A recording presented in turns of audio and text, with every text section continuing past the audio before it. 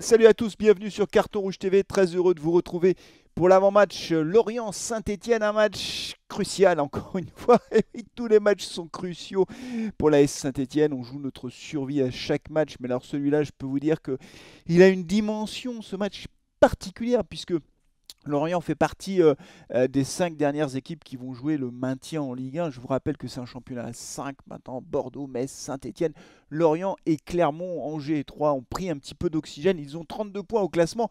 On va démarrer cet avant-match avec la bonne nouvelle enfin, les deux bonnes nouvelles de la semaine. D'abord, bagarre au centre d'entraînement de Saint-Étienne. Mady Camara s'est battu avec un gardien remplaçant, enfin le gardien de la réserve de la S Saint-Étienne. C'était lundi après-midi, c'est Bourbia qui a pris un coup de poing de Mady Camara, visiblement le nez cassé. Alors l'histoire est tout à fait exceptionnelle puisque visiblement face à Marseille, dans le stade Geoffroy Guichard, là où l'emplacement qui est réservé aux familles et aux proches des joueurs, il y a eu des mots qui ont été échangés entre la famille de Mady Camara, ce jeune joueur, on ne sait pas trop, des insultes, etc.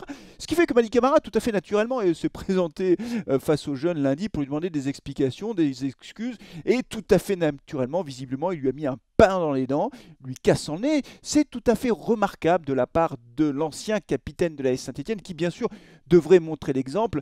Et cela traduit le fait qu'on est dans une panade pas possible. C'est-à-dire que non seulement les résultats sont moins bons maintenant depuis plusieurs journées, 3 journées, 2 points en 9 matchs, on voit qu'on marque le pas, on a des joueurs qui sont blessés, sur le plan du jeu c'est un peu moins bien, mais en plus de ça, l'ambiance n'a pas l'air très bonne, quoi. Je veux dire, c'est inacceptable. Ce qu'a fait Mady Camara, c'est une faute. Alors, en conférence de presse, Pascal Duprat a dit c'est inexcusable, mais je l'excuse quand même. Voilà, je ne comprends pas. Alors, il a été mis à pied, donc Mady Camara ne sera pas à Lorient. Mais comment un joueur, capitaine de l'équipe, enfin capitaine bis, quoi, en gros, qui est censé montrer l'exemple, va se battre avec un jeune qui a 20 ans? Alors, Mady Camara, il n'est pas bien plus vieux, hein, mais quand même. Mais les gars, mais enfin, vous êtes sérieux là? Qu'est-ce que c'est que ce truc? Tu dois montrer l'exemple. Il a insulté, tu discutes, tu le ramènes à la raison. S'il n'a rien à faire, tu sors pas les coups de poing. Mais qu'est-ce que c'est que ça? Alors, en conférence de presse d'avant-match, c'est Crivelli qui en a parlé. Je vais bien sûr parler du match face à Lorient, mais Crivelli a dit oh, mais c'est pas grave, des bagarres, il y en a tout le temps. Mais non, il n'y en a pas tout le temps des bagarres. Ils passent pas, les joueurs de clubs professionnels ne passent pas leur temps à se taper dessus quand même. Chaque année, il y a des bagarres, ça fait partie de la vie du vestiaire. Non, non, non, non, ça se termine pas à coups de poing et à l'hôpital. Enfin, qu'est-ce que c'est que cette histoire? Mady Camara, c'est inexcusable. Enfin, franchement, c'est une honte. Voilà, il faut le dire. Il faut montrer l'exemple un petit peu. Il faut essayer de prendre de la hauteur, les gars. Réfléchissez, prenez de la hauteur. Qu'est-ce que c'est que ce truc-là? Enfin bon, franchement, c'est vraiment pas bon signe. C'est vraiment pas bon signe. Ça m'inquiète beaucoup parce que on a besoin d'être solidaire, groupé, etc. Et que ça, c'est pas bon, quoi. On peut dire ce qu'on veut, ça met une ambiance pourrie dans le vestiaire. Il est sanctionné, 5 jours de mise à pied. Il sera absent face à Lorient alors qu'on a besoin de tout le monde. On a des blessés, mais c'est inacceptable. Bon, voilà. Donc c'est un truc qui est vraiment qui est malsain, quoi. Voilà, c'est pas du tout une bonne nouvelle. Donc ça, c'est la première mauvaise nouvelle, c'est que ça se bagarre, ça s'est battu. Voilà, c'est battu comme dans une cour de récréation, mais là, à coups de poing, quoi. Des vrais gros coups de poing, quoi. Et la deuxième nouvelle, c'est que la SS n'est plus à vendre. La SS est tombée là juste avant que j'enregistre le débrief. Paf, RMC sur l'info et pas seulement RMC. Tac, la SS n'est plus à vendre puisqu'il va y avoir de l'argent qui va tomber, 33 millions pour la S Saint-Etienne en deux versements de 16 millions et demi. Vous savez, c'est la vente de la Ligue à un fonds d'investissement, c'est 1 milliard et quelques qui vont entrer dans les caisses, les gros clubs touchent beaucoup et puis les moyens clubs touchent un peu. Enfin un peu, 33 millions c'est quand même beaucoup d'argent, mais du coup il n'y a plus tout à fait l'urgence de vendre. C'est vraiment, c'est là aussi ce feuilleton, franchement, c'est épuisant, quoi. Il y a un an, il y avait la lettre ouverte des deux présidents. Cette fois-ci, on vend, on mandate, je sais plus qui, KPMG, machin truc, et on va vendre et on va étudier les trucs. Et il y a la data room, il y a la je sais pas quoi. Il y a mais on est fatigué en fait. Moi, je suis fatigué de toutes ces histoires. C'est fatigant. Donc on vend pas le club. Voilà, ils vendent pas le club. Donc voilà, ça aussi, et ça tombe à un moment où on joue notre survie. Les 3 prochains matchs sont cruciaux. On va à Lorient, après on reçoit Brest, et après on se débarrasse à Bordeaux. On va pas se raconter l'histoire. C'est ces 3 matchs qui vont déterminer le maintien ou pas de la Saint-Etienne en Ligue 1. Je ne suis pas très optimiste. J'avais repris de l'espoir avec l'arrivée de Pascal Duprat. Je m'étais dit, voilà, c'est une dynamique, etc. La mécanique est en train de s'enrayer, des trucs autour du club qui sont pas très bons. Pendant que Rémi Cabella, lui, il signe à Montpellier. Alors nous, on nous a dit, ah non, mais il faut surtout pas qu'il casse l'état d'esprit du groupe, etc. Bah, super état d'esprit, paf, paf, paf. casser cet état d'esprit. Bon, vous l'avez compris les amis, je ne suis pas de très bonne humeur à la veille de ce match face à Lorient. Alors on va en parler de ce match face à Lorient. Lorient qui est donc est devant nous, 28 points, nous on en a 27, on a à peu près le même goal average très mauvais. Donc on joue face à un concurrent direct pour le maintien en Ligue 1. Donc c'est un match super important. Autant dire que si on perd, là on va prendre un gros coup sur la tête.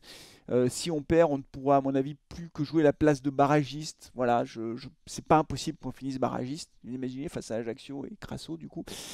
Voilà, mais c'est un match super important. Je pense comme d'habitude que Pascal Duprat va jouer avec 5 défenseurs, puisqu'on ne change pas de tactique, hein, ça, on ne changera jamais, on garde le même 11 de départ.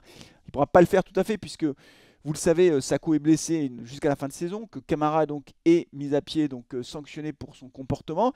Donc il va falloir trouver des solutions. Dans l'axe, est-ce que Seydousso va rentrer? Je ne sais pas. Milieu de terrain, c'est certainement Neyou qui va jouer avec Gourna, on verra. Boudbouz qui est dans une moins bonne forme actuellement sera certainement titulaire. L'info qu'on peut donner avec une quasi-certitude, même s'il faut être encore un peu prudent, c'est que Crivelli va démarrer le match. C'est comme ça que j'ai compris la conférence de presse de Pascal Duprat, la conférence d'avant-match.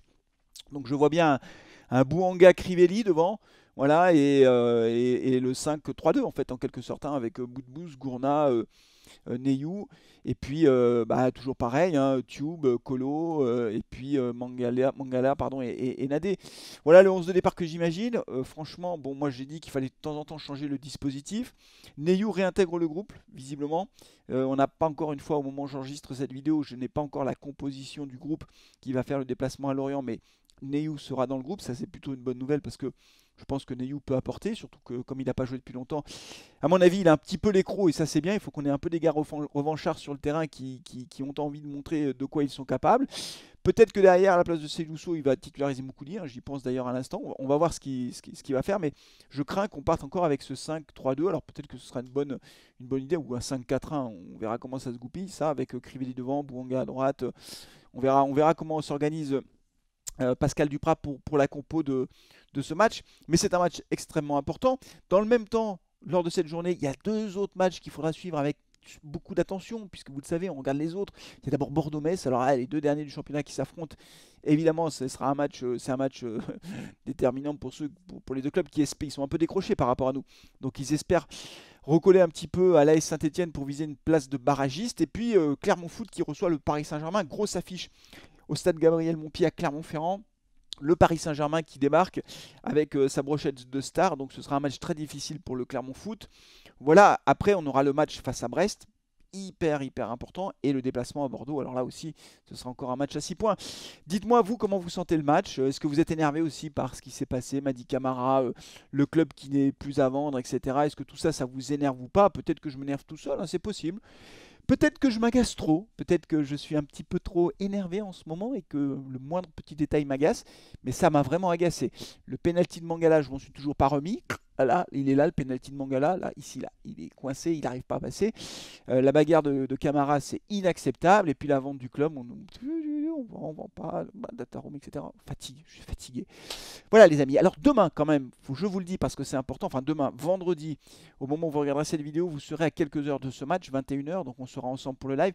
On fera aussi un carton rouge le mag avant. Voilà, donc est-ce que ce sera 18h30, 19h30 ou 19h, 20h, je ne sais pas, mais en tout cas, gardez votre créneau. On va faire un carton rouge le mag avec les copains de Carton Rouge TV pour parler de tout ça. Évidemment, ce sera saignant comme d'habitude. On ne s'appelle pas Carton Rouge TV pour rien. Qu'est-ce que vous voulez que je vous dise?